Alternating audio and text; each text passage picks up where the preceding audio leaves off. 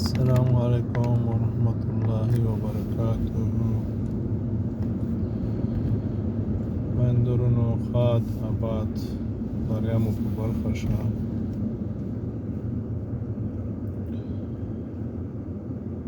کله چې تاسو وګورئ چې یو واعظ نصیحت کوونکی د جماعت امام مولا مدارس او یا تبلیغی ولستا په غریبۍ او په بربادۍ په وژلو د صبر تلقین ورکوي، لوړې درجې ورته بیانوي او ورته وایي چې په دې صبر وکړئ او غریبي د خدای نعمت دی او تنګسي او وژنې او هغه مصیبتونه چې خدای پاک ورته بد ویلي دي او دوی موږ ته د صبر تلقین راکوي چې خیر دی صبر وکړئ. او په بلې خوا هغه کسان چې ظلم کوي، وژنې کوي، د غریبانو مالونه لوټ کوي، د غریبانو ځمکې غصب کوي، ډاکې وهي، چې هغه په هر تکتیک وي په هغې باندې غلی وي، پوه شئ چې دا هم غل دی، د ظالم ملګری دی. عزیزانو، ترڅو چې خپل علما ونه لرئ،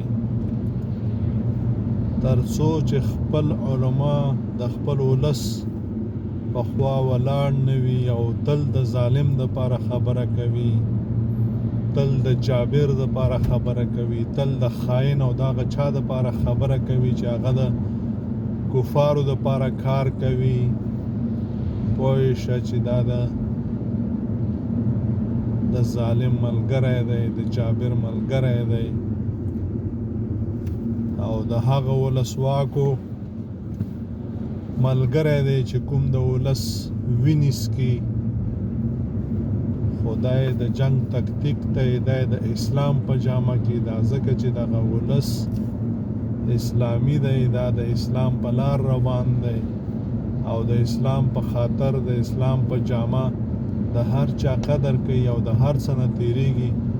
نو دوی غواړي چې په دې باندې دا ولس ووهي، وی ځپي، وی وژني او مالونه یې لوټ کا. عزیزانو، ویښ اوسئ. موږ تل دا خبره کوو چې خپل علما وروزئ، خپل بچیو ته علم ورزده کئ چې خپل مو وي او بیا ورپسې غوږ وړئ، پرېږدئ مه چې په کومه لار روان دی. ګورئ چې څه کوي، چا دپاره کار کوي، په مدرسې کې څنګه تربیه کېږي. ډېره مهمه خبره ده. الله مو ښاد و آباد لره. ژوندي اوسئ، آباد اوسئ، یو اوسئ. هیڅ وخت د خدای پاک د پولو نه تجاوز مه کوئ. هیڅ وخت د اسلام د چوکاټ نه وځئ مه. اسلام موږ ته داسې انصاف، داسې ژوند، داسې مینه، داسې حق راښودلی دی چې هغه په بل شي کې نشته دی. ظالم ته به ظالم وایي، جابر ته به جابر وایي، حرام خور ته به حرام خور وایي، غاصب ته به غاصب وایي. هغه که لوړ پړی وي او که ټیټ پړی وي، پروا به یې نه ساتئ. الله مو ښاد و آباد لره. ژوندي اوسئ، آباد اوسئ، یو اوسئ. السلام علیکم ورحمت الله.